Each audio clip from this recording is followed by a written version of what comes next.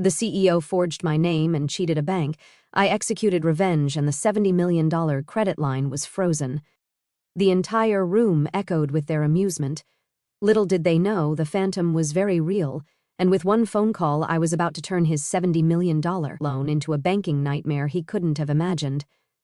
My name is Elena Graves. To the men and women arranged around this vast, gleaming expanse of walnut, I am the Director of Investment Risk Management for Lennox Dynamics. It's a title that sounds both crucial and impossibly dull, a corporate buffer designed to absorb blame and project stability.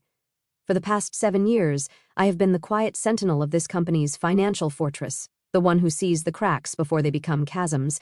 This morning, like every Monday morning we are convened on the 42nd floor, the air up here is different. Thin, sterile, and chilled to a precise 68 degrees Fahrenheit, it's an atmosphere scrubbed clean of the city's chaotic pulse, a hermetically sealed bubble of power beyond the floor-to-ceiling windows. Chicago sprawls out in a silent, sun-drenched panorama, a city of millions whose lives are abstract data points to the people in this room. The conference table is a custom piece, a mirror-polished disc of dark wood so large it feels like a geographical feature.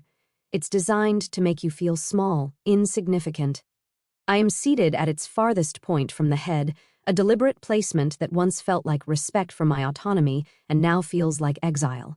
In front of me, an espresso sits in a delicate porcelain cup, untouched for the last 30 minutes. It has gone cold. The rich, dark crema has dissolved into a flat, oily film, a perfect metaphor for the ambition that curdles in this room. The men, and they are almost all men, wear their suits like armor and their success like a weapon. They are sharks in a tank of exquisitely filtered water, all sleek lines and predatory stillness.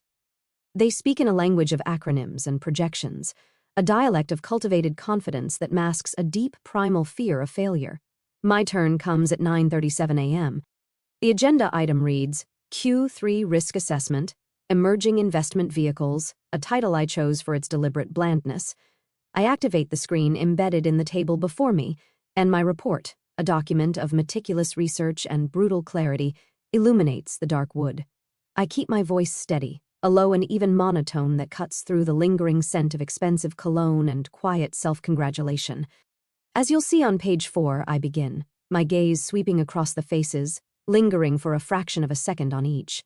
Our primary exposure this quarter is not from market volatility or geopolitical instability, but from a single unverified capital source I have named the Phantom Investor.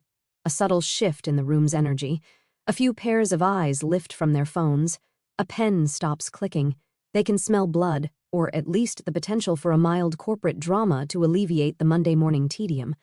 I continue detailing the anomaly, a series of capital injections, substantial and suspiciously timed, originating from a shell corporation, Nexus Phantom LLC. I outline the convoluted path the money takes, a digital shell game through 3 intermediary banks from the Cayman Islands to our own ledgers. I never raise my voice. I present only facts, a cold chain of data that leads to one unavoidable conclusion. The money is not an investment, it's a liability disguised as an asset. I am about to detail the forged custodial signatures I discovered when the voice from the head of the table slices through my presentation. We don't invest with ghosts, Elena. It's Calder Knox, our CEO. He says it with a lazy smile, leaning back in his throne-like chair. He hasn't looked at my report once. His eyes, the pale blue of a winter sky, are fixed on me, twinkling with a practiced, patronizing amusement. He's a man sculpted from privilege, with a jawline that could cut glass and a charisma that is both dazzling and utterly hollow. His voice, a low baritone that usually soothes shareholders and charms journalists, is laced with something else this morning. It's thick with the lingering fumes of expensive whiskey and the unmistakable stench of contempt. A low chuckle ripples around the table. It starts with Marcus Thorne, our COO and Calder's chief sycophant, a man whose spine seems to have been surgically removed at birth. His laugh is a wet, eager bark. It's picked up by the others, a chorus of obsequious snickers and nervous titters. The sound is an acoustic cage pressing in on me from all sides. They aren't laughing at the idea of a phantom investor, they're laughing at me, at the quiet woman at the end of the table who dared to bring a problem, a ghost, to their feast. I do not flinch, I do not blush. I do not break eye contact with Calder. My entire body becomes a study in stillness. My heart rate kicks up, a frantic bird beating against my ribs, but my hand remains perfectly steady. I slowly lift my pen, a sleek black instrument of surgical precision, and turn to the private notepad on my tablet. The laughter washes over me, a physical force that I refuse to acknowledge. My world narrows to the pen, the screen, and the 4 words I write in a neat, small script in the margin of my notes. They think it's fiction, but I know the truth. In the encrypted, triple firewalled sanctuary of my personal hard drive, in a folder named Room 13, the Phantom has a name, a face, and a very real, very illegal history. Nexus Phantom LLC is nothing more than a smokescreen, a fabricated entity Calder is using to launder his personal debts through the company he is supposed to lead. He's plugging the holes in his own collapsing financial empire with Lennox Dynamics' money, and he's using this ghost to do it. And I have the proof. Every wire transfer, every falsified document, every backdated signature. I have the digital breadcrumbs that lead directly from the Cayman Islands to the Knox family trust. The ghost is real, and it's haunting us from the CEO's chair. The laughter subsides, replaced by a smug, uncomfortable silence. Calder keeps his eyes on me, enjoying his victory. He's made his point. The threat has been neutralized, the messenger publicly shamed. I am dismissed. Let's move on, he says, his voice magnanimous now, the voice of a king granting a pardon. Let's talk about something real, Marcus. The Q4 projections. The meeting continues, but I'm no longer present. I am an effigy, a hollow shell of a risk manager sitting at the end of the table. I keep my posture perfect, my expression neutral. I nod when a nod is required. I make a note of a meaningless statistic, but inside, a cold, quiet engine has started. It is an engine of pure, unadulterated calculation. I am no longer assessing the risk to the company. I am assessing the risk to Calder Knox, and I find it to be catastrophic. I look at the faces around the table, the men who laughed. I see their complicity, their willful ignorance, their cowardice. They are not my colleagues. They are accessories. The meeting finally draws to a close just after 11. The scraping of chairs on the marble floor sounds like bones grinding. There is a collective exhalation, a release of tension as they stand, gathering their phones and their expensive leather-bound notebooks. They file out of the room, careful not to make eye contact with me. I have been rendered invisible, a piece of furniture. I remain seated, packing my things with deliberate slowness. I wait until only one other person is left in the room, Calder. He walks around the table, his movements loose and confident. He stops beside my chair, looking down at me. The condescending smile is still playing on his lips. Elena, he says, his voice now a conspiratorial whisper. Focus on the real work, okay? Don't go chasing shadows. He thinks he's offering me a lifeline, a chance to fall back in line. He thinks he's being generous. The smell of whiskey is stronger now, a sour note beneath his expensive cologne. It's the smell of decay, the smell of weakness. I finish securing my tablet in its case and slowly stand up. Turning to face him, I am several inches shorter than him, but I do not look up. I meet his gaze directly. I let the silence hang in the air for a beat, a small, perfect void in the sterile atmosphere of the 42nd floor. Then I give him a small, tight smile. It doesn't reach my eyes.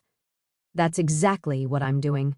The walk back to my office on the 38th floor is a descent, not just in altitude, but in status.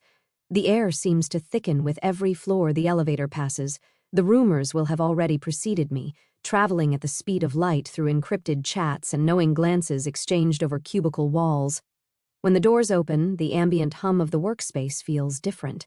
Heads that would normally snap up to offer a respectful nod now remain studiously focused on their screens. I have become a ghost long before Calder gave my project the name. I am a cautionary tale in a well-tailored suit, a woman who flew too close to the sun and had her wings melted by the CEO's dismissive laughter. I feel their pity and their fear. Pity for me, fear for themselves. I close my office door, the solid click of the lock a small, satisfying sound in the sudden silence. My office is a minimalist space of glass, steel, and muted gray. It overlooks the river, a slow-moving artery of murky green, indifferent to the dramas playing out in the towers that line its banks. I don't turn on the lights. I stand in the cool dimness, the city's light filtering through the blinds, casting long, bar-like shadows across the room. The humiliation in the boardroom was not a beginning. It was a carefully orchestrated climax to a story that started 6 months ago on a Tuesday night under the sterile, unforgiving glow of a fluorescent desk lamp. It began not with a bang, but with a number that didn't add up, a single digit in the 8th decimal place of a quarterly capital flow summary. It was insignificant, a rounding error, the kind of digital dust most analysts would sweep away. But my mind is built to see patterns in the dust. My job is to question the insignificant. For me, risk is a living thing. It doesn't announce itself with trumpets. It creeps in through the cracks, a single drop of water that over time can bring down a mountain. I pulled on that loose thread. The number led me to a subledger, which led me to a transaction ID, and then to a source account I had never seen before, Nexus Phantom LLC. The name itself was a red flag. In the world of high finance, subtlety is everything. Money likes to move in the shadows, but it doesn't give itself a theatrical, shadowy name. It was too loud, too deliberate. It was a mask. For the next 3 weeks, I spent my nights in the digital catacombs of our network. I lived on cold coffee and the quiet thrill of the hunt. I became a forensic accountant, an archaeologist of data. I traced the money's path. It was a masterclass in obfuscation. The capital originated as a wire transfer from a boutique investment house in the Caymans, a place notorious for its flexible approach to financial transparency. From there, it didn't come directly to Lennox. It was sliced into smaller, irregular amounts, then funneled through 3 separate intermediary banks, one in Zurich, one in Dubai, one in Singapore. At each stop, it was bundled with other legitimate transactions, its identity blurred, its origins washed clean. It was like tracking a single drop of ink through a churning river. But every transaction leaves a trace, a digital fingerprint, and I found them. The final piece of the puzzle fell into place at 3:16 a.m. on a Thursday. I was deep in the margin call archives, cross-referencing custodial signatures against transfer authorizations, and there it was. In a scanned document, buried in the fine print of a collateral agreement, was a proxy signatory listed for Nexus Phantom. Not a person's name, but another corporate entity called Calder Proxy Holdings. It was a moment of shocking, ice-cold clarity. The screen in front of me seemed to hum with the energy of the discovery. Calder's name hidden behind a thin veil of corporate jargon. The Phantom had its master. The next morning, I approached Arthur Finch, our chief accountant. Arthur is a company man, a fixture at Lennox for 30 years. He's a creature of habit and quiet desperation, a man whose entire identity is tied to his position. He has a nervous tic in his left eye and always smells faintly of peppermint. I found him in the break room, stirring a packet of artificial sweetener into his tea with a trembling hand. I kept my approach casual, framing my question as a procedural anomaly. "Arthur," I began, pouring myself a coffee I didn't want. I was reconciling the first quarter capital inflows and found a new entity, Nexus Phantom. The paperwork seems a little thin. I was hoping you could shed some light on it for me. His reaction was immediate and profound. The trembling in his hand worsened, and a tiny bit of tea sloshed over the rim of his mug. He didn't look at me. His gaze was fixed on the swirling vortex in his cup. "That's an executive-level vehicle, Elena," he stammered, his voice barely a whisper. "Highly advisory." "I see," I said, my voice betraying nothing. "But the custodial records list Calder Proxy Holdings. That falls under my purview for risk assessment. I need to understand its structure." Arthur finally looked up, his eyes wide with a fear so naked it was almost pitiable. He looked like a man staring down the barrel of a gun. "Fof, listen to me," he said, his voice dropping lower, urgent and pleading. "It's an internal matter between the CEO and his private counsel. It's above our pay grade. It doesn't exist. Do you understand me? It doesn't exist." He turned and practically fled, leaving his tea swirling on the counter, and in that moment, I understood everything. It wasn't an investment. It was a bailout, a private loan laundered through the company to rescue Calder from some personal financial catastrophe.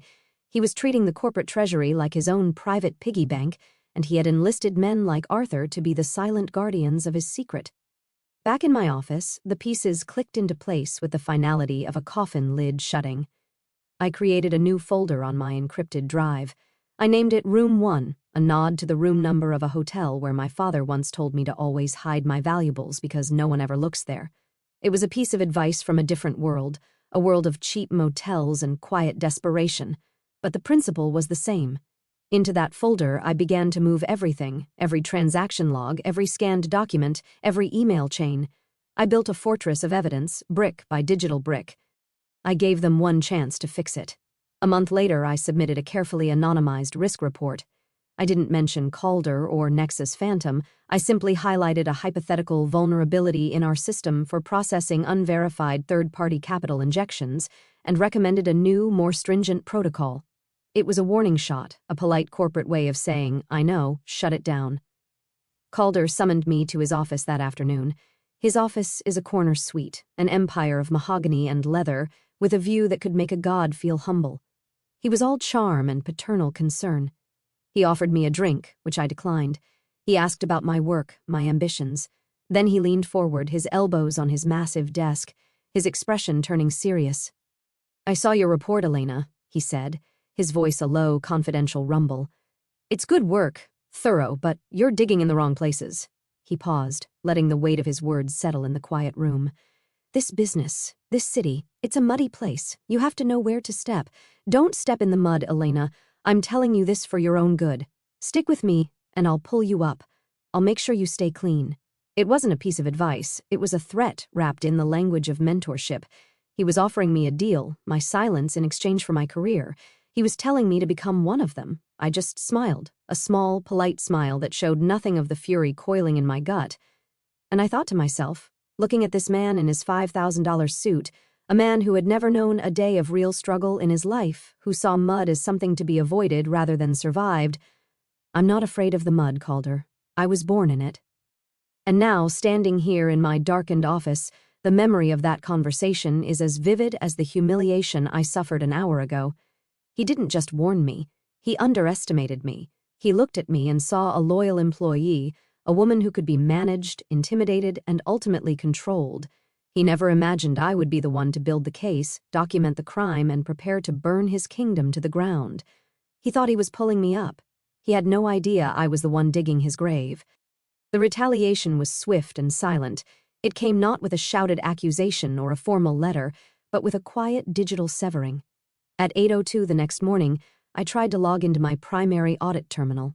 A small, blood-red box popped onto the screen, access denied. Below it, in smaller, more insidious text, account locked due to security protocol violation. The words were sterile, automated, yet they felt deeply personal. A violation. They were branding me a criminal for doing my job. 10 minutes later, the second wave hit. An email from Calder landed in every inbox at Lennox Dynamics, from the C-suite to the mailroom. The subject line was a masterstroke of corporate doublespeak, unity, not rumors. He never mentioned my name. He was too clever for that. Instead, he wrote of a challenging market and the critical need for strategic alignment. He spoke of unsubstantiated narratives and the danger they pose to our collective focus. He was painting me as a saboteur, a purveyor of fiction who threatened the stability of their shared kingdom. The email ended with a call to arms. Let's focus on the facts. Let's focus on the work. Let's move forward together. It was a public execution disguised as a motivational speech, and just like that, I became the rumor. The air on my floor changed. It became heavy, charged with unspoken words. Conversations would halt in mid-sentence as I approached the coffee machine. The friendly greetings I had exchanged with colleagues for 7 years were replaced with averted eyes and sudden, intense interest in computer screens. I was no longer Elena Graves, Director of Risk Management. I was a ghost haunting the 38th floor, a walking embodiment of what happens when you question the king. My presence was an inconvenience, a source of profound discomfort. They weren't shunning me out of malice, but out of fear. I was contagious. Association with me was a career-ending disease. The digital walls continued to close in. At 11:40 a.m., I attempted to access the internal credit analysis system, the very heart of my department's operations. Access denied. This was no automated lockout. This was a surgical strike. I called the IT help desk, and a nervous technician named Kevin, a young man I had once helped secure a better mortgage rate for, was on the other end. He stammered, his voice tight with anxiety. Yeah. MS Graves, your credentials for the CAAs have been suspended. Suspended by whom, Kevin? I asked, my voice dangerously calm. I don't have that information. It's a security directive from the top, pending a full departmental review. He was lying. Of course, we both knew it. The order had come directly from Calder or one of his lieutenants. They were stripping me of my tools one by one. They were taking away my eyes, leaving me blind inside the very system I was hired to watch over. I was being methodically, efficiently erased. The final personal blow came at 3:17 p.m. A message appeared on my phone from a number I didn't recognize. There was no text, only an attached image. It was a photograph, clearly taken with a cell phone from across a room. Calder, Marcus Thorne, two other board members. They were in a dark, wood-paneled bar, the kind of place where billion-dollar deals are sealed with a handshake and a glass of Macallan 25. They were holding their glasses high in a toast. Calder's face, smug and flushed with victory, was the center of the frame. The focus was a little soft, but the triumphant sneer was perfectly clear. Someone in that room, someone with a conscience or a grudge, had forwarded the picture to a trusted contact who had then sent it to me. The original sender had apparently added a caption, which my anonymous messenger had thoughtfully included in the body of a separate text a moment later, to cleaning house. The risk department is officially clean. They were celebrating my demise while I was being ostracized and digitally dismembered. They were toasting their successful purge. That single image severed the last thread of my professional loyalty. This was no longer about protecting the company. It was about dismantling the men who were poisoning it from the inside. I stood up. I didn't log out of my computer. I didn't organize my desk. I left the cold cup of coffee where it was. I walked out of my office through the gauntlet of silent cubicles and into the elevator. But I didn't go down to the lobby. I pressed the button for Sub-Basement 4. SB4 is the corporate catacomb, a climate-controlled concrete bunker where backup servers and archived physical records are stored. The air is cold and smells of recycled air and old paper. The only person down here is George, a night shift security guard who was recently moved to days.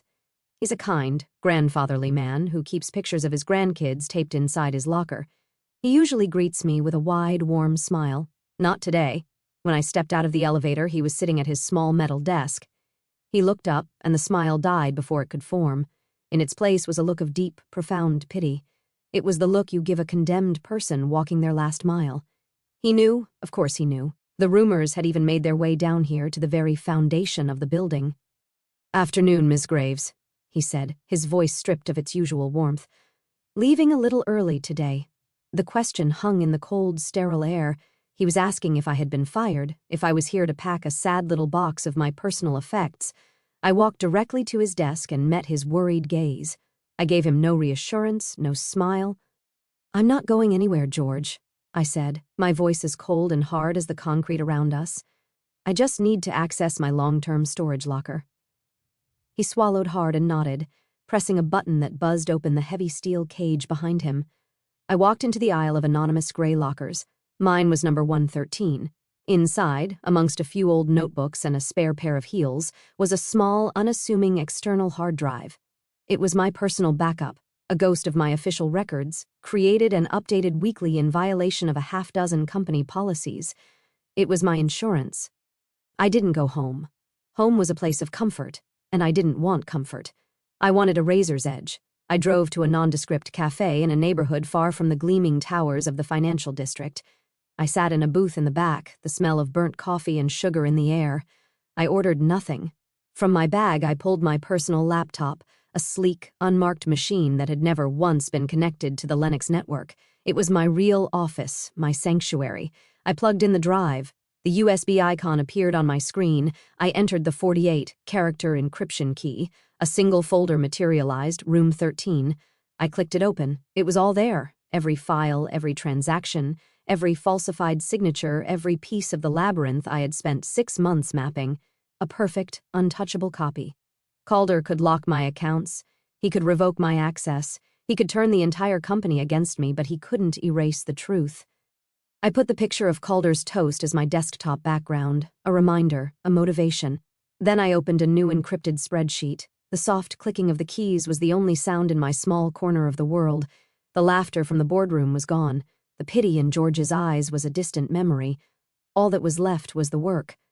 I began to build the final, irrefutable chain of evidence, a series of digital dominoes that stretched from the sunny shores of the Cayman Islands through the quiet, discreet banks of Europe and Asia, and ended in a single place, the Knox Family Trust.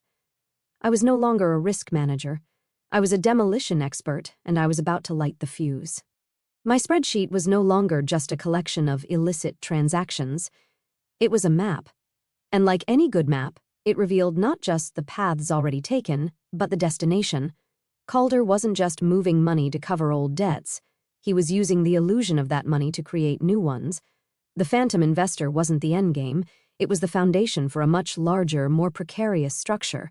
To find it, I had to stop thinking like an accountant and start thinking like a predator. Where would he go for the big kill? Where would he leverage this fictional asset for a real-world prize? The answer, I reasoned, would not be in our internal systems. It would be external. I started cross-referencing Lennox Dynamics credit lines and loan agreements with the dates of the major phantom capital injections. It was a tedious, painstaking process. For 2 days, I lived in a world of SEC filings, credit reports, and quarterly earnings calls. I was looking for a single massive liability that didn't have a correspondingly massive verifiable asset backing it. I found it on the third day at 2:47 in the morning, buried in the footnotes of a third-quarter debt-to-equity ratio report. It was a $70 million line of credit extended by Hartwell Bank, a venerable old money institution known for its conservative lending practices. Hartwell didn't make risky bets. For them to extend a loan of this magnitude, the collateral would have had to be ironclad.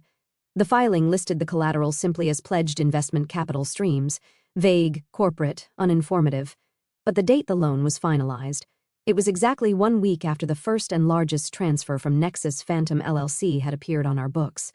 Calder hadn't just used the phantom funds to plug a hole, he had presented that inflow of cash to Hartwell Bank as a new recurring investment from a silent partner, creating a fictional revenue stream to secure a very real $70 million loan.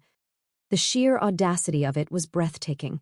It was a house of cards built on a ghost. The phantom funds, which were just his own recycled debt, were being used as proof of stability to acquire even more debt. At some point, Hartwell's auditors would conduct their periodic review. They would require verification of the collateral. They would ask to see the documentation proving the existence and commitment of this phantom investor, and Calder would have to produce it. He would have to give the ghost a physical form. This was the vulnerability. This was the point where his digital deception would have to intersect with the real world of ink and signatures. I needed to see that loan agreement.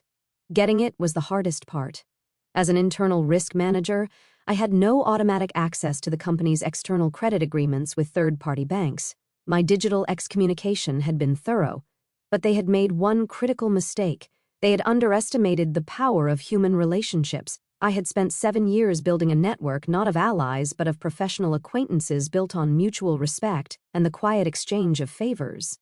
One of those acquaintances was a junior compliance officer at Hartwell, a young woman named Sarah, whom I had mentored through a complex cross-border regulation issue 2 years prior. I sent her a carefully worded email from a private encrypted account. I didn't ask for the document itself. That would have been too direct, too dangerous for her. Instead, I asked for a single piece of metadata from the file, the digital signature hash of the authorizing agent from Lennox Dynamics.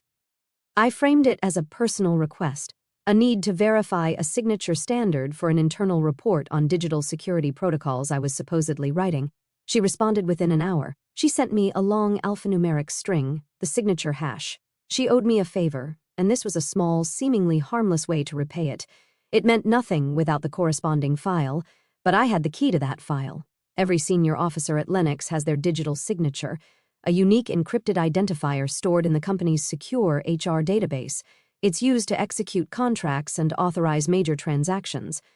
Before they had locked me out, I had made a copy of the entire signature directory. It was a core component of my risk assessment toolkit. It was part of my backup in room 13.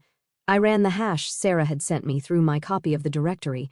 I was expecting to see Calder's name appear, or perhaps Marcus Thorne's.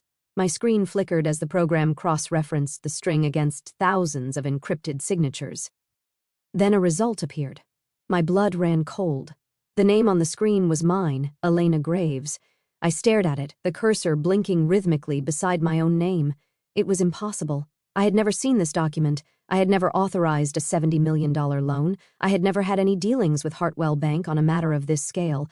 They hadn't just ignored my warnings. They hadn't just mocked and sidelined me. They had implicated me. They had taken my name, my reputation, my digital identity, and forged it onto the single most fraudulent document in the company's recent history. I was no longer just the person who discovered the crime. I was now, on paper, its chief architect.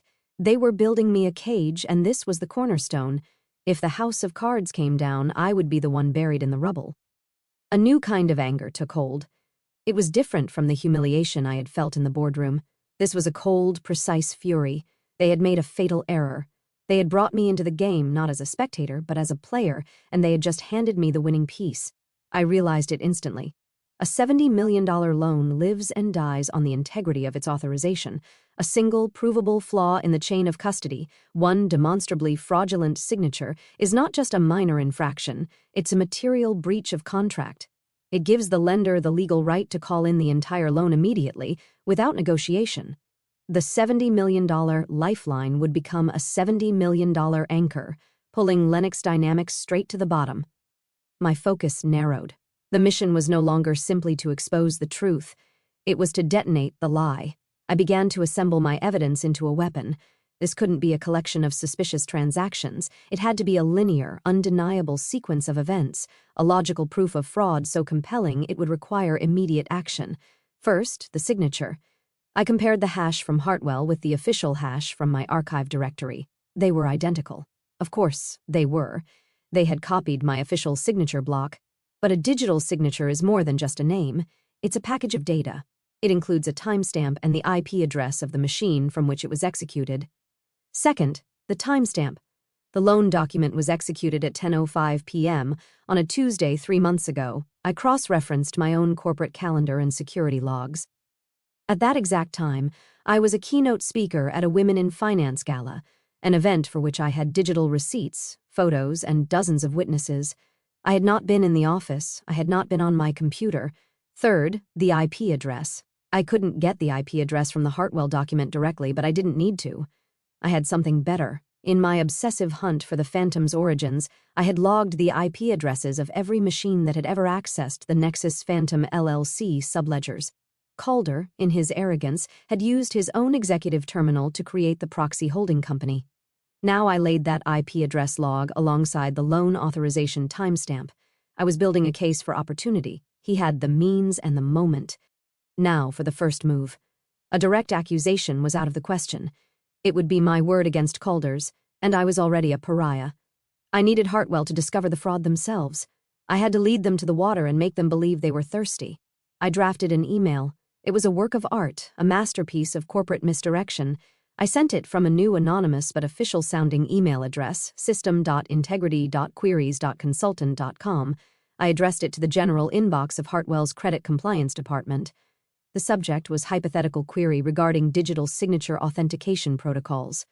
The body of the email was dense, technical, and boring. I outlined a hypothetical scenario if a loan agreement's digital signature hash was executed from a non-whitelisted IP address, but that hash perfectly matched a valid signature from the client's internal directory. Would Hartwell's automated system flag it for manual review? And as a follow-up, if the timestamp of that execution corresponded to a publicly verifiable out-of-office event for the signatory, what would be the next step in the compliance verification process? I wasn't asking about my loan. I was asking about their system. I was planting a seed of doubt, not about Lennox, but about the integrity of their own procedures. I was giving them a reason to look, a reason that had nothing to do with me. I hit send. The wait was agonizing. For 24 hours, there was silence. I began to think it had been too subtle, that my email had been deleted by a low-level administrator as sophisticated spam.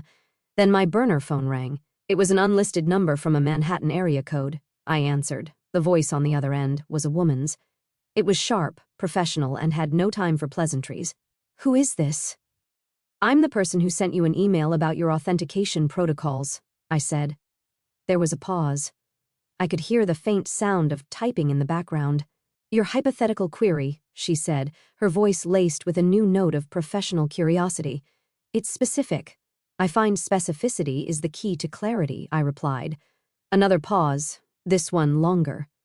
"Listen," she said, her voice dropping slightly. "I don't know who you are or what you're really asking, but your question, it made us wake up. I stood up from my chair in the anonymous cafe and walked to the window. Looking out at the endless stream of traffic, the first domino was starting to wobble. "Keep waking up," I said, and ended the call. The quiet hum of the cafe was a world away from the silent, seismic tremor I had sent through Hartwell Bank. My anonymous query was a depth charge dropped into the placid waters of their compliance department. I didn't know what the internal explosion looked like, but I knew the shock waves would travel, and I knew exactly where they would lead. The first wave reached me at 9:22 in the evening. My burner phone, a cheap, untraceable device, vibrated against the scarred wooden table. A single text message. The sender was Calder. He hadn't tried to hide his number. It was a power play, a direct communication from the king to a rebellious subject. "Elena, stop this now. You don't understand the consequences." The words were so predictable, so perfectly representative of his arrogance. He didn't ask what I was doing. He didn't deny anything. He simply assumed he knew my plan and that a command from him would be enough to halt it. He saw my actions not as a strategy, but as a tantrum. The word consequences was the threat, the veiled promise of personal and professional ruin. He believed I was afraid of the fallout. He couldn't comprehend that I was the one building the bomb. I let the message sit for 10 minutes, a small act of psychological warfare. I wanted him to wait. I wanted him to imagine what I was thinking, to wonder if his threat had landed. Then I typed my reply. It was short, precise, and designed to dismantle his entire premise. "I'm not afraid of the consequences, Calder. I'm the one writing them." I hit send. The small delivered notification felt like a period at the end of a death sentence. For the first time since this began, I had spoken to him directly as an equal, as an adversary. The woman who talks to phantom investors had just answered back. The second wave came from a more formal, more cowardly direction. At 10:04 the next morning, a certified letter arrived at my apartment, delivered by a grim-faced courier who required a signature. It was from Lamb and Watkins. The legal Rottweilers Lennox Dynamics kept on a multi-million-dollar retainer. The paper was thick and creamy, the letterhead embossed. The language was a dense forest of legalese, but the message was as clear as a knife to the throat. It was a cease and desist letter. They accused me of unauthorized access to proprietary company data, of corporate espionage, and of malicious interference with third-party business relationships. They demanded the immediate return of any and all company property, digital or physical, and warned of severe legal repercussions, both civil and criminal, should I fail to comply. It was a declaration of war, signed not by Calder, but by a senior partner whose name I vaguely recognized. They were trying to bury me under the weight of the law, to scare me with the specter of courtrooms and financial ruin. They assumed I had hacked their systems. They assumed I had stolen data. They operated from the flawed premise that I was an outsider who had broken in. They failed to remember that I had been the architect of many of their security protocols. I hadn't broken in. I had simply walked out with the blueprints. I took out my personal laptop. I opened the folder marked Room 13. I located the specific file I needed, the system access logs for the Nexus Phantom LLC subledger covering the 3-month period during which the Hartwell loan was conceived and executed. I took a high-resolution screenshot. The log was a meticulous record of every single interaction with the Phantom account. It showed timestamps, actions taken, and the credentialed user responsible, and on nearly every line, in the crisp, undeniable font of the system's own reporting, was the user ID, croxy.admin Chad Calder proxy. He hadn't even bothered to cover his tracks within his own system. He was so confident in his control, so dismissive of anyone's ability to challenge him, that he had operated with breathtaking carelessness. I opened a new encrypted email. I attached the screenshot. I sent it to the senior partner at Lamb and Watkins, who had signed my cease and desist letter, and I CC'd the entire Lennox Dynamics legal department. I didn't write a single word in the body of the email. The image was the message. It was a digital photograph of the murder weapon, complete with the killer's fingerprints. It was my response to their declaration of war. A simple, brutal checkmate. The reaction was instantaneous. The hornet's nest had been kicked. Within an hour, I got my proof that the message had been received and understood. It came in the form of a leaked calendar invitation. One of the few people at Lennox who still spoke to me, a quiet analyst in the finance department, forwarded to my burner phone without comment. It was an emergency meeting summons. The attendees were Calder, Marcus Thorne, the entire in-house legal team, and 2 senior partners from Lamb and Watkins. The meeting was scheduled for 1 p.m. The title of the invitation was stark and revealing, Containment Plan for Elena Graves. I laughed. It wasn't a sound of mirth or joy, it was a short, sharp, bitter bark of a laugh. Containment. They still thought this was a problem that could be contained, managed, and neutralized. They saw me as a leak to be plugged, a rogue element to be brought back into line or excised. They were gathered in a glass-walled room on the 42nd floor, a council of powerful men scrambling to build a cage for a problem they had created, never once realizing that I was the one holding the key. I opened a blank document on my laptop. I typed 2 words in the center of the page in a large, bold font, Containment Failed. I stared at the words. My work was no longer about defense or reaction.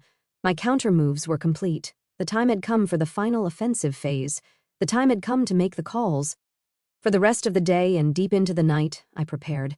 This had to be executed with the precision of a military operation. I wasn't just leaking information, I was orchestrating a controlled demolition. Each call was a carefully placed charge designed to detonate in a specific sequence to create a catastrophic chain reaction failure of Calder's entire fraudulent structure. The first call would be to Hartwell Bank, not to my anonymous contact in compliance, but to her boss, the Vice President of Regulatory Compliance, Paula Rhee. I researched her for hours, a former federal prosecutor, a reputation for being ruthless, clinical, and utterly intolerant of institutional risk. I didn't need to convince her. I just needed to give her the one piece of information that would legally compel her to act, undeniable proof of a fraudulent signature on a major loan document. I assembled a small encrypted data package, the hash, the timestamp, and a link to the public announcement of the gala I had been speaking at that night. It was a clean, undeniable kill shot. The second call would be to the state's Financial Oversight Commission, specifically to a senior credit investigator named Bryant Null. I knew Bryant from 5 years ago. He was a sharp but inexperienced junior analyst, and I had been a guest lecturer for a professional development course he attended. I had taken the time to walk him through a complex derivatives case. He had been grateful. He respected me. More importantly, he was a zealot for the rules. He believed in the system. I would send him the entire Room 13 folder. It would be too much for him to ignore, a mountain of evidence that would trigger a mandatory state-level investigation. He would be the hammer. The third call was the most delicate. It was the keystone. The Phantom Investor Nexus Phantom LLC was a fiction, but Calder, in his sloppy arrogance, had based his fictional entity on a real one. He had stolen the name and general profile of a small, intensely private hedge fund called Trident Core. It was a fund I knew because I had helped them navigate a regulatory minefield 2 years ago, earning the trust of their reclusive founder, Marlowe Trent. Calder was using their ghost as cover. I would call Marlowe and inform him that his fund's good name was being used, without his knowledge, to underwrite a $70 million fraud. Marlowe was notoriously litigious and fiercely protective of his firm's reputation. He would be the catalyst, the spark that lit the public fuse. 3 calls, the banker, the regulator, the ghost, each one a pressure point, each one designed to trigger the next. As the first light of dawn began to bleed into the dark sky, my work was done. My dossiers were complete.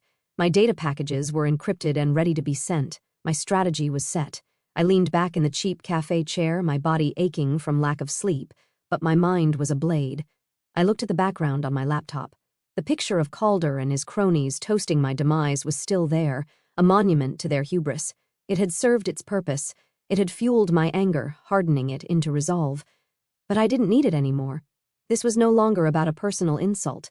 It was about the cold, beautiful, and inevitable logic of the game. I deleted the image. I opened a web browser and found a high-resolution photograph of a chessboard. It was set in the final position of a famous game, a quiet, elegant checkmate delivered by a queen and a knight. The king trapped with no escape.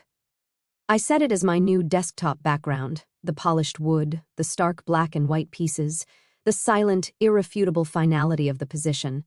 There was only one move left to make. The chessboard on my screen was a landscape of silent, absolute victory. It was 9 o'clock in the morning. The city was in its full frantic stride, a symphony of car horns, sirens, and the distant roar of the L train. But in the small, anonymous office I had rented for the day, there was only a profound and deliberate silence. The space was a perfect cube of glass and white walls on the 17th floor of a building that had no name I cared to remember. It was a non-place, a sterile environment for a sterile task. I had a desk, a chair, and a high-speed, untraceable fiber-optic internet connection. It was all I needed. My target was Paula Rhee, Vice President, Head of Regulatory Compliance and Financial Crimes, Hartwell Bank. Her professional biography, read like a declaration of war against corporate malfeasance. 12 years as a federal prosecutor in the Southern District of New York, specializing in white-collar crime, 5 years at the SEC, where she was the architect of the regulatory framework that had brought down 2 major investment banks. She had been at Hartwell for 3 years, a poacher turned gamekeeper hired to keep the wolves from her new employer's door. She was not a person you bluffed. She was a person you gave a weapon and a target. I found her direct line through a paid corporate intelligence database, not her assistant's line, but the private number that connected directly to the phone on her desk. The moment before dialing was the calmest I had felt in days. The anger and the humiliation had burned away, leaving behind a cold, clear purpose. I was no longer an employee seeking revenge. I was a system administrator, and I had identified a critical error. My job was to isolate it and purge it. Calder Knox was a virus in the system. I was the antivirus. My finger hovered over the call button. This was the point of no return. Once I made this call, the sequence would begin, and I would have no control over its conclusion. The dominoes would fall as they may. I took one deep, steadying breath, the air tasting of the office's aggressive air conditioning. Then I pressed the button. The phone rang twice, a crisp electronic tone, then a voice. Rhee. It was not a question. It was a statement of fact. Her voice was exactly as I had imagined, low, clipped, and devoid of warmth. It was the voice of a person who had listened to 1,000 lies and had no time for 1,001. I did not introduce myself. My name was irrelevant. It was a compromised asset. Instead, I spoke her language, the language of data, risk, and non-compliance. I am calling regarding the $70 million credit line extended to Lennox Dynamics. Loan file number 77B94, I said, my voice a flat, even monotone. I was not a person, I was a source of information. There was a fractional pause. I could hear the faint, almost imperceptible click of a keyboard. She was already in the system. I'm listening, she said. The 2 words were an invitation and a warning. This had better be good. The authorizing digital signature on that loan, belonging to one Elena Graves, is a forgery, I stated. The signature hash is a direct copy of the signatory's official corporate credential, but the execution metadata is fraudulent. It has a timestamp of 10:05 p.m. on a Tuesday, and it originates from an IP address that resolves to the personal home network of Lennox's CEO, Calder Knox. At the time of execution, the signatory was verifiably off-site at a public event. The document is a legal fiction. I stopped. I had laid the facts on the table, a cold, unadorned meal. There was no emotion in my voice, no hint of accusation. I was a machine reading a diagnostic report. The silence that followed was the loudest sound I had ever heard. It stretched for a full 5 seconds. In that silence, I knew she was processing every word, running the implications through the cold calculus of her legal and financial mind. She wasn't thinking about Calder or Lennox. She was thinking about Hartwell Bank. She was calculating the exposure, the legal liability, the regulatory fallout. She was seeing the headlines. When she finally spoke, her voice was a degree colder, sharper. It was the sound of a blade being unsheathed.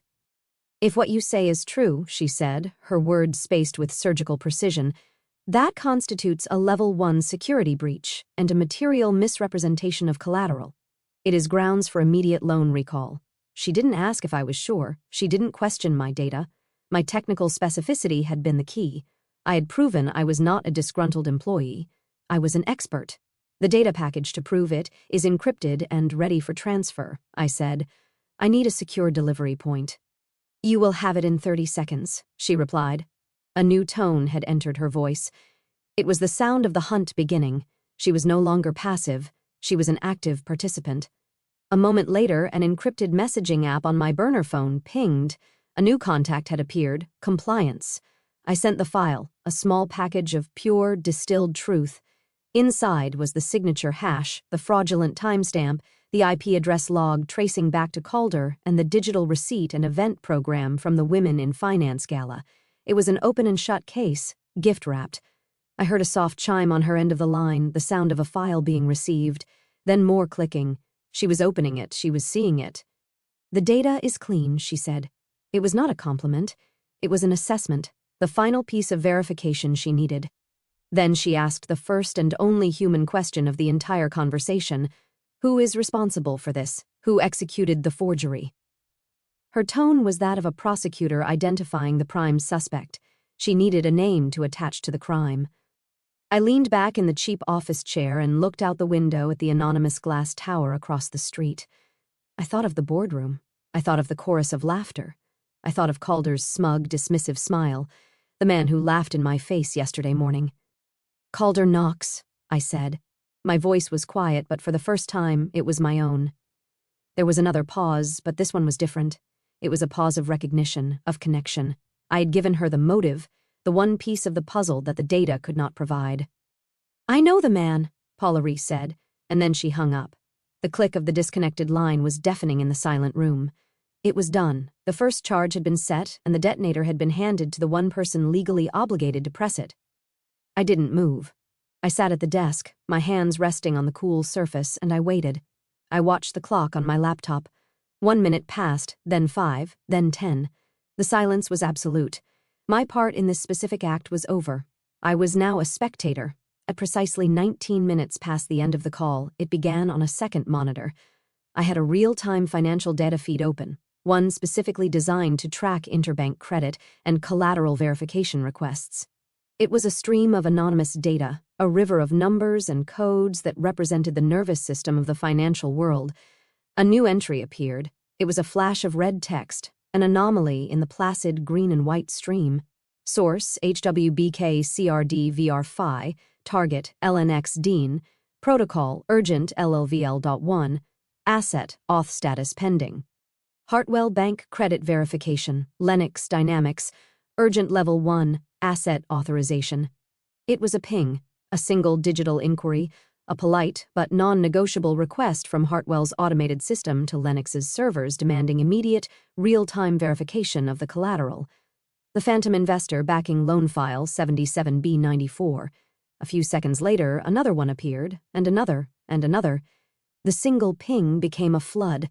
Hartwell's compliance system, likely triggered by a single command from Paula Ree, was launching a full-scale digital assault. It was the banking equivalent of sending in a SWAT team. They were surrounding the building, cutting the lines, demanding to see the hostage. But there was no hostage. The phantom wasn't real. There was nothing for Lennox's systems to provide. Every failed request for verification would be logged as a red flag. Every non-response would be an admission of guilt. I watched the screen, the red lines multiplying, a digital hemorrhage starting deep inside the corporate networks of two giants. The wave had not just started. It was already a tsunami gathering force in the silent, invisible world of ones and zeros racing towards the 42nd floor, and no one there even knew they were standing on the beach. The interbank data feed on my monitor was a symphony of digital panic. The red lines from Hartwell were no longer a flood. They were a constant, screaming siren, a persistent denial-of-service attack of pure compliance. I was watching a bank in real time methodically dismantle its own credit agreement with a major client. Paula Ree was not just investigating. She was building a legal firewall around her institution, and every failed ping to Lennox's servers was another brick in that wall. This was the first stage, containment, isolate the threat, quantify the exposure. The second stage would be excision. It was time to apply the external pressure. It was time to introduce a new, far more dangerous variable into the equation. It was time to call the state. My second target was a man named Bryant Null. He was a senior investigator for the State Financial Oversight Commission, a government agency with a bland name and terrifyingly sharp teeth. They were the ones who could suspend trading licenses, freeze assets, and launch the kind of full-scale investigations that ended with CEOs doing perp walks in front of news cameras. And Bryant was one of their best. I knew him, not well, but in a way that mattered. 5 years ago, his division had been struggling with a series of complex synthetic collateralized debt obligations that were being used to hide leverage by a string of real estate firms. The case was a tangled mess of derivatives and special-purpose vehicles. The commission brought me in as an independent risk consultant to deliver a guest lecture. Bryant was in that class. He was young, hungry, and a zealot for the rules. He saw the world in the stark black and white of a legal statute. After the lecture, he stayed behind and asked me questions for 2 hours. He wasn't looking for loopholes. He was trying to understand the architecture of the fraud so he could learn how to burn it down. I saw a kindred spirit in his rigid, unbending adherence to protocol. I gave him my card. He never used it, until now. My approach had to be different from the one I used with Paula Ree. Paula was a corporate operator. I gave her a specific, actionable piece of intelligence that threatened her institution. Bryant was a regulator. He didn't care about one bank's exposure. He cared about systemic rot. I couldn't just give him a piece of the puzzle. I had to give him the whole ugly picture. At 10:31 a.m., I sent an email to his direct secure government address. The sender was the same anonymous consulting persona I had used before. The subject line was crafted to trigger every single one of his professional instincts: urgent submission of evidence pertaining to material financial misrepresentation and uncollateralized debt structure in a publicly traded company, LNXDN. The body of the email was brief, a formal letter of transmittal. It stated that the attached encrypted file contained comprehensive evidence of a multi-stage financial fraud, including but not limited to wire fraud, securities fraud, and the use of fabricated investment vehicles to secure a major line of credit from a federally insured bank. It concluded with a single, BICO-compelling sentence: the evidence suggests a systemic risk to market integrity and a direct violation of state and federal banking regulations. Attached to the email was a single massive file, room13.zip. I hit send. There was no confirmation of receipt. I didn't expect one. Government servers do not send acknowledgments. I simply leaned back, watching the clock. My data package was a cruise missile flying silently toward the heart of the regulatory state. I had given it coordinates and a target. Now I had to trust the weapon would perform as designed. It took him exactly 8 minutes to receive the email, decrypt the file, and grasp the sheer, terrifying scale of what I had given him. At 10:39 a.m., my burner phone rang. The caller ID was blocked. It was him. "Elena? Is that you?" His voice was tight, a wire pulled taut. He sounded older than I remembered, the youthful zeal replaced by the weary gravity of his profession. "Hello, Bryant," I said calmly. "I'm looking at a file here. A comprehensive, meticulously organized file that appears to document a massive, ongoing fraud at Lennox Dynamics. Did you send this to me?" He was speaking carefully, formally. His call was almost certainly being recorded. "I submitted evidence that I believe requires regulatory oversight," I corrected him, using the anodyne language of a whistleblower. He went silent for a moment. I heard the sound of a heavy sigh on his end of the line. "Jesus Christ, Elena," he finally said, the formality momentarily cracking. "This isn't just evidence. This is a corporate death sentence. You're playing with dynamite." I looked at the chessboard on my screen, the trapped king, the victorious queen. "No, Bryant," I said, my voice dropping to a near whisper, the words as clear and sharp as broken glass. The dynamite was already in place. I just pulled the pin. He was quiet again. He was a good investigator. He was already thinking 3 steps ahead. He knew what a case like this would do to the market, to the company's thousands of employees, to the men at the top. He also knew his duty. The zealot was still in there. "This is explosive," he said, recovering his professional tone. "But right now, it's a one-source document dump. As per protocol, before I can escalate this to a full investigative task force, I need independent verification of a primary claim, the $70 million loan from Hartwell. I need to send a query to the bank and get official confirmation that this loan is under review or has been flagged for a material breach. I need 2 systems to agree that there's a fire." It was the moment I had been waiting for. The second charge about to be connected to the first. "Then I suggest you follow your protocol, Bryant," I said. "Will," he said, his voice now hard, resolute. "Consider this an official regulatory inquiry. Do not leave town, Elena." He hung up. I turned my attention back to the data feed monitor. I was no longer watching Hartwell's pings. I was watching for a new signal, a query from a different source aimed at the same target. I was watching for the 2 systems to meet. The clock on the screen ticked over, 10:42, 10:43, and then it happened. A new line of text appeared, flashing in a color I had never seen on this feed before, a deep, urgent crimson. It wasn't a request. It was a state-level alert, a system-wide flag that superseded all other traffic. Source: State, Feninocom SF, Target, HCD VR5, Protocol, Mandatory Compliance Hold, File 77B94, Reason, Active Regulatory Investigation. Bryant had sent his query. The state system had officially asked Hartwell's system about the loan, and Hartwell's system, already in a state of high alert and actively investigating the very same loan, had responded. The two systems had agreed the fire was real. The Crimson Line was a tripwire, an automated protocol designed for exactly this scenario. It kicked in, the confluence of a Level 1 internal fraud alert at a major bank and a simultaneous formal investigation into the same asset by a state regulator triggered an automatic multi-agency notification.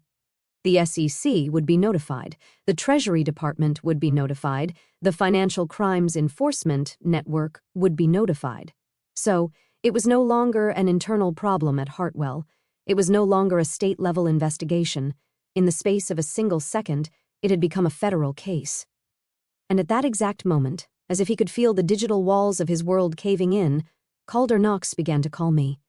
My burner phone lit up with his name. I watched it flash, the vibrations buzzing angrily against the desk. I let it ring until it went to voicemail. 10 seconds later, it started ringing again. He was panicking. The polite, menacing texts were a thing of the past. This was the raw, primal fear of a man whose power was evaporating in real time. He called 4 times, one after the other. I ignored them all. I watched the Crimson Line on my monitor, a beautiful bleeding wound in the heart of the market. After the 4th call went unanswered, a text message appeared. It was from him, call me now. The mask was completely gone. The charming, powerful CEO was gone. This was just a desperate man shouting into the void. I picked up the phone. My fingers moved slowly, deliberately across the screen. I typed a single final message. I was not offering a negotiation. I was not making a demand. I was simply stating a fact. I was giving him a clock, a countdown to the end of his world. You have 90 minutes before it all comes down. I hit send. Then I put the phone on silent and placed it face down on the desk. My work was done. The machine was now running on its own. All I had to do was wait for the sound of the crash. The 90-minute clock was ticking. On my screens, the digital world was on fire. Hartwell Bank was in full-blown crisis mode, its automated systems locked in a frantic failing handshake with Lennox's servers. The state's financial commission was mobilizing. The crimson flag of a formal investigation now planted firmly in the center of the battlefield. The first 2 calls had been about triggering systems, about turning the gears of institutional machinery against their master. They were attacks on the structure. But the 3rd call was different. This was the masterstroke. This was about identity. Calder had built his entire $70 million lie on the name of a ghost, a phantom investor he believed was untraceable because it was his own creation. But he had made a classic amateur's mistake, the kind of blunder an arrogant man makes when he believes he is the smartest person in every room. His ghost wasn't a complete fiction, it was an impersonation. He had stolen its name and likeness from a real, living entity, convinced that his target was too small, too obscure, and too private to ever notice. He was wrong. The ghost had a name, and I had its number. The entity was Trident Core, a boutique hedge fund so reclusive it was practically a myth. They had no website, no press, no public profile. They operated from a single unmarked office in a quiet corner of Connecticut. They were fantastically successful, known only to a handful of institutional investors who valued their obsession with privacy, as much as their near-supernatural ability to predict market shifts. Their founder and chief strategist was Marlowe Trent. I knew Marlowe because 2 years ago I had been the architect of his anonymity. Trident Core was embroiled in a hostile discovery process during a contentious merger. A rival firm was using the courts to try and force them to reveal their proprietary trading algorithms. They were on the verge of liquidating a major position at a huge loss simply to avoid the public exposure. Their lawyers were useless, focused on legal arguments while the threat was a matter of data security. They were brought to me through a trusted back channel. For a week, I worked with Marlowe, not as a risk manager but as a ghost maker. I restructured their data architecture, building a series of digital shields and firewalls so complex and layered that the court-ordered discovery requests repeatedly came back empty, unable to find the data they were looking for. I didn't hide the data, I simply made the path to it an impossible recursive labyrinth. The case was eventually dropped. Marlowe never forgot it. He paid my exorbitant consulting fee and said 2 words to me, "You understand." Now I was about to call in that unspoken debt. This was the final, most elegant piece of the plan. I would not be the one to expose Calder. I would give the phantom a voice and let it speak for itself. I found Marlowe's direct number in my own secure contacts. It was a number he changed every 6 months, but my last update was from 4 months ago. I dialed it. It rang once. Yes. His voice was the same as I remembered, dry, impatient, and utterly devoid of small talk. Marlowe, it's Elena Graves. There was a pause, a brief moment where I knew he was accessing a mental file, a perfect catalogued memory of our interaction. Elena, he said. The simple use of my first name was a sign of recognition and, in his world, a mark of deep respect. This is unexpected. Is my data compromised? Your data is secure, I said. Your identity is not. You are currently being used as the primary guarantor for a $70 million corporate loan you know nothing about.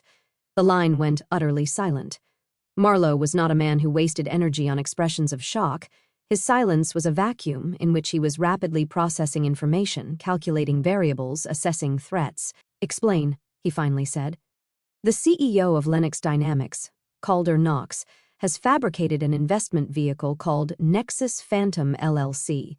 He has used it to launder money and, more recently, as collateral for a $70 million loan from Hartwell Bank. For the paperwork, he has impersonated a silent partner. That silent partner is, for all intents and purposes, you. He is using a corrupted version of Trident Core's identity to give his phantom credibility. Hartwell Bank, Marlowe repeated, his voice flat. Amateurs. Why are you telling me this? Because my signature was forged on the loan authorization, I said simply, and because they wrote your name in the wrong font. That got his attention. What did you just say? I have the loan documentation. To give the guarantee legitimacy, they attached a fabricated letter of intent from the guarantor. It's on what is supposed to look like Trident Core letterhead. It's a decent forgery, but the font is wrong. They used a Standard Times New Roman serif for the company name. Your letterhead uses a custom-designed proprietary font, a modified Garamond with a slightly wider kerning and a distinctive drop serif on the capital T. They made a mistake. Marlowe Trent let out a sound that was somewhere between a sigh and a laugh. It was a dry, rasping noise, the sound of a master craftsman looking at a cheap, clumsy imitation of his work. The technical, almost pedantic detail was the one thing that would convince him instantly. It was the kind of thing only he would know, and only I would bother to check. It was our shared language, the language of precision. The sheer, unmitigated sloppiness, he mused, more to himself than to me. Incredible. Do you have proof of this? Check your secure messages in 5 seconds, I said.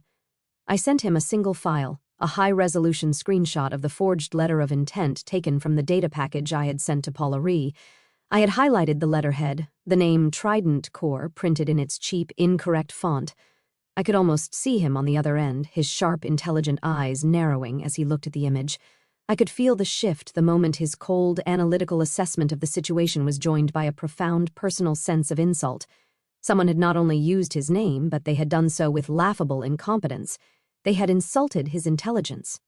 I see, he said, and the 2 words were colder than a winter grave.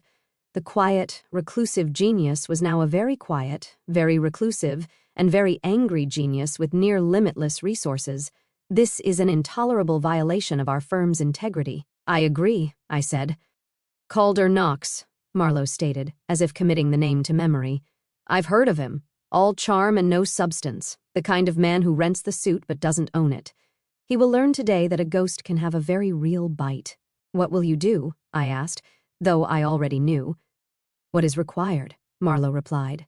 My legal team will be issuing a formal, notarized, and legally binding cease and desist declaration to Hartwell Bank, Lennox Dynamics, and the SEC. Effective immediately, it will state in no uncertain terms that Trident Core has no relationship of any kind with Lennox Dynamics, has never acted as a guarantor for any of their financial instruments, and considers the use of its name to be a fraudulent act. We will be seeking damages. The declaration will be on the wire in 10 minutes. He was not just withdrawing his name. He was publicly, legally, and financially carpet-bombing Calder's entire story. He was taking the central pillar of the fraud and turning it to dust in public, in front of the entire financial world. Thank you, Marlowe, I said. No, Elena, he corrected me. Thank you. You understand the importance of details. You always have." He hung up. The final charge was set. Paula Ree was attacking the loan from the inside, a legal breach of contract. Bryant Null was attacking Lennox from the outside, a full-blown regulatory assault. And now Marlo Trent was vaporizing the very foundation of the lie itself. He was removing the collateral. And without collateral, a $70 million loan becomes a $70 million demand for immediate repayment. I stood up and walked to the window of my sterile temporary office. The city stretched out below, a vast, intricate network of systems and people, all built on a fragile foundation of trust. Today, I had broken that trust to punish a man who had broken it first. The clock on my phone showed that 75 of the 90 minutes had passed. Calder's world was collapsing in ways he couldn't even see yet. He was worried about a bank audit and a state inquiry. He had no idea that the ghost he had invented, his most trusted accomplice, was about to step out of the shadows and speak its name. I looked down at the street, at the tiny, anonymous people flowing along the sidewalks. To them, nothing had changed. But up here, in the world of glass towers and digital ghosts, everything had. The phantom just materialized. I whispered it to the empty room, to the city beyond the glass. The 90 minutes I had given Calder were not a reprieve. They were a torment, a countdown to an execution whose method was a mystery to him. From my 17th floor, perch, I watched the digital storm I had created gather into a hurricane. The 3 calls had been the seeding of the clouds. Now the storm was about to make landfall on the 42nd floor of the Lennox Dynamics Tower. The final phase was not about my actions, but about the world's reactions. I was no longer the architect, I was the audience. On my primary monitor, a financial newswire scrolled endlessly. On a second, the Lennox stock ticker blinked its rhythmic, oblivious green. On a third, a secure window showed the interbank data feed, a river of red alerts. The clock in the corner of the screen was my conductor's baton, and the world was my orchestra. 11:02 a.m. The first domino fell with the quiet, devastating formality of a legal filing. A single line of text appeared on the Bloomberg terminal, a drop of poison in the vast ocean of market data. Hartwell Bank K files formal demand for urgent collateral verification from Lennox Dynamics LNX regarding credit line 77B94. It was a public declaration. Paula Ree had moved the conflict out of the shadows of internal compliance and into the harsh, unforgiving light of the public record. It was the banking equivalent of a shot fired across the bow. To the average investor, it was arcane jargon. But to every analyst, every lender, every market maker watching, the message was clear and terrifying. Hartwell believed the collateral backing its $70 million loan was either missing or fraudulent. The foundation of Lennox's financial stability was now officially in question. I watched the Lennox ticker. It hesitated for a moment, the green flickering to a nervous amber. The beast had smelled blood. 11:16 a.m. The credit rating agencies, the great, slow-moving behemoths of the financial world, reacted with uncharacteristic speed. Moody's, then Snip, then Fitch. One after another, they issued an alert. A new filing appeared on the wire, Lennox Dynamics LNX corporate credit rating placed under review for downgrade. This was the second nail. The declaration from Hartwell had been a question about the past. This was a verdict on the future. The company's ability to borrow money to finance its operations to survive was now officially compromised. No sane lender would extend a dime to a company whose credit was under active review. The flow of capital, the lifeblood of any corporation, was being constricted. The financial strangulation had begun. The stock ticker for LNX, which had been flickering, now turned a definitive, sickly red. The slow bleed had started. 11:28 a.m. This was the explosion. This was Marlo Trent's masterpiece of public annihilation. It didn't appear as a filing. It was a press release distributed globally on PR Newswire. Its headline crafted for maximum impact: Trident Core vehemently denies any and all association with Lennox Dynamics, alleges fraudulent use of identity and financial filings. It was a public accusation of fraud from a credible, if mysterious, source. The story was irresistible. I watched in real time as the headline was picked up by the Wall Street Journal, by Reuters, by the Financial Times. The phantom had not only materialized, it had taken the witness stand and pointed its finger directly at its creator. Within minutes, the narrative was set. Lennox Dynamics, the market darling, was embroiled in a fraud investigation involving a mysterious hedge fund and a questionable $70 million loan. The name Trident Core was now linked forever to Calder Knox. not as a partner, but as a victim. The rumor I had become was now a fact that was consuming the man who had created it. 11:33 a.m. The consequence was immediate and brutal. With Trident Corp's denial, the collateral for the Hartwell loan was not just unverified, it was publicly proven to be non-existent. Paula Ree now had everything she needed for the final, fatal move. A new filing hit the SEC database. It was a Form 8K, a mandatory report of a major event that shareholders must be notified of. The language was cold and legalistic, pursuant to the terms of the credit agreement dated 6 months prior and due to a material breach of contract and failure to adequately collateralize the outstanding debt. Hartwell Bank has issued an immediate and unconditional recall of the $70 million credit line extended to Lennox Dynamics. All associated Lennox Dynamics assets held in custody by Hartwell Bank are hereby frozen pending settlement. It was over. The lifeline was gone. The operating capital was frozen. The company was financially paralyzed. Its heart stopped by a single, perfectly executed legal maneuver. 11:45 a.m. My laptop pinged. It was the leak from my internal contact, a link to an emergency company-wide broadcast. I clicked it. Calder's face appeared on my screen. He was standing at a podium in the Lennox Auditorium, the corporate logo a mocking halo behind his head. He looked like a ghost. His face was pale, waxy. The confident smirk replaced by a tight, desperate rictus. A sheen of sweat glistened on his forehead under the harsh lights.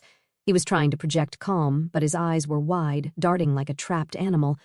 Due to an unforeseen and highly complex technical issue with our third-party financial reporting systems, he was saying, his voice thin, reedy, a pale imitation of its usual commanding baritone, "We are experiencing some temporary market disruptions.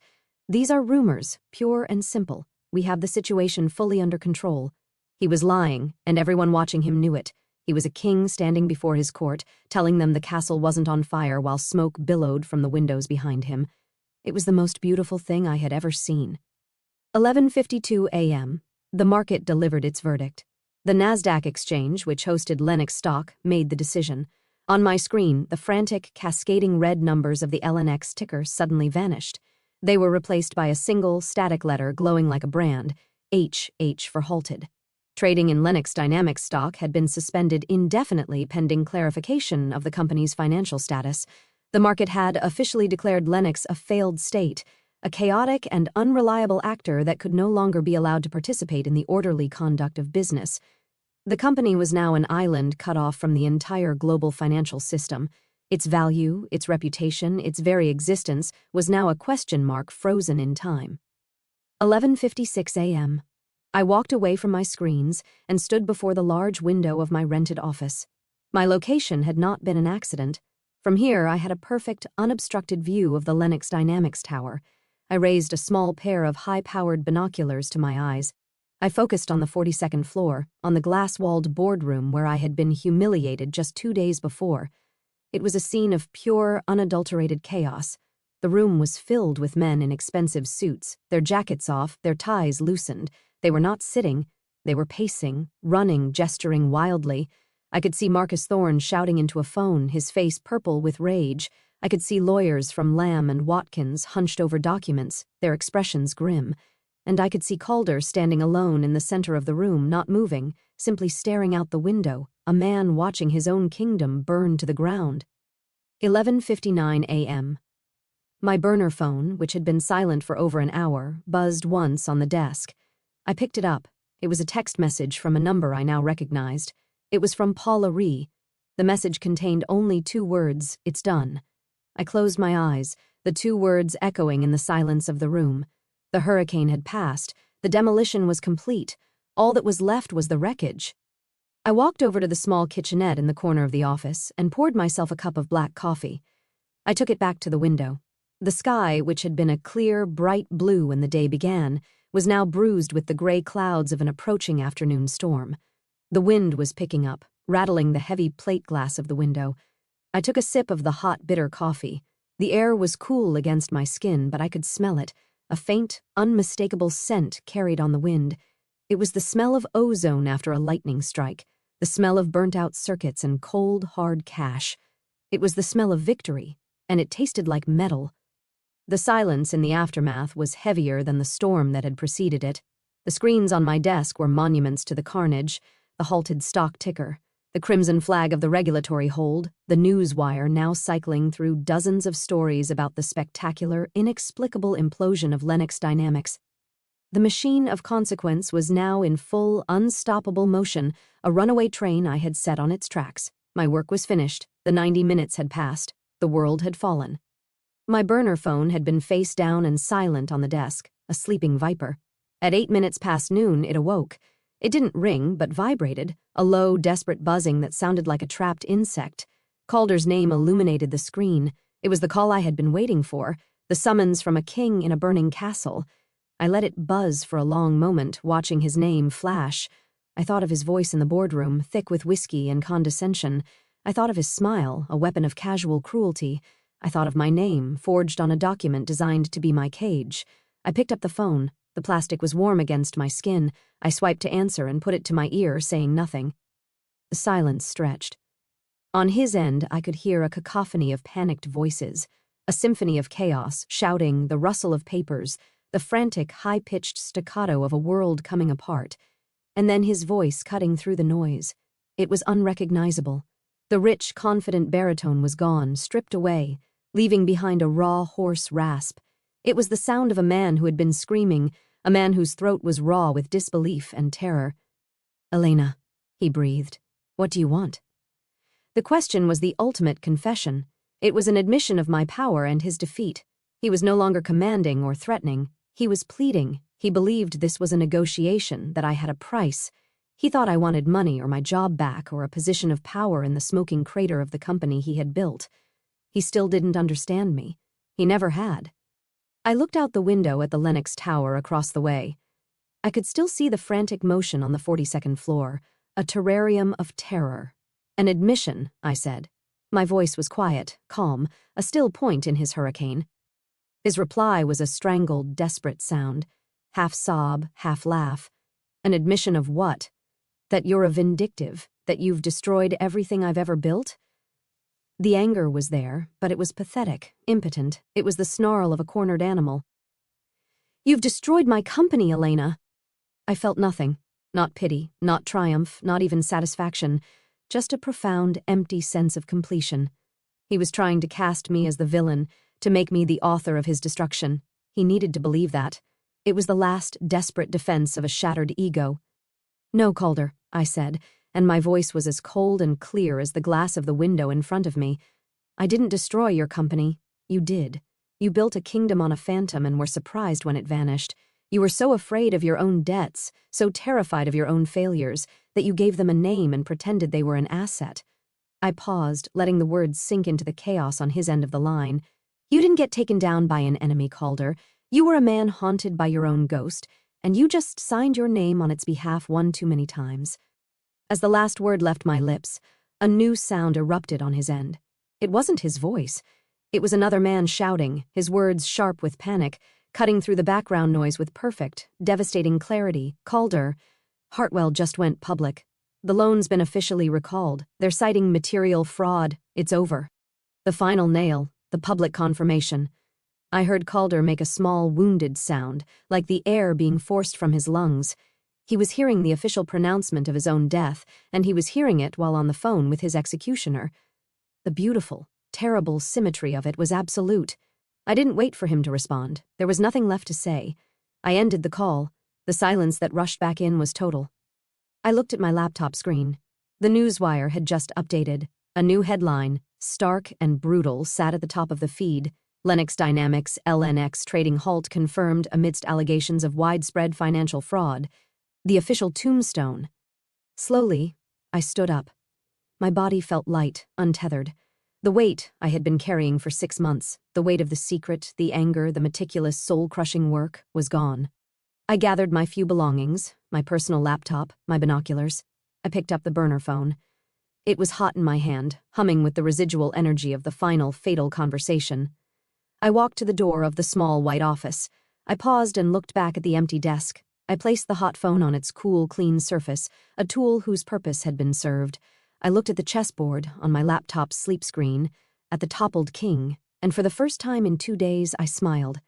It wasn't a smile of joy or happiness. It was the quiet, contained smile of an artist who has just placed the final, perfect brushstroke on a masterpiece of destruction.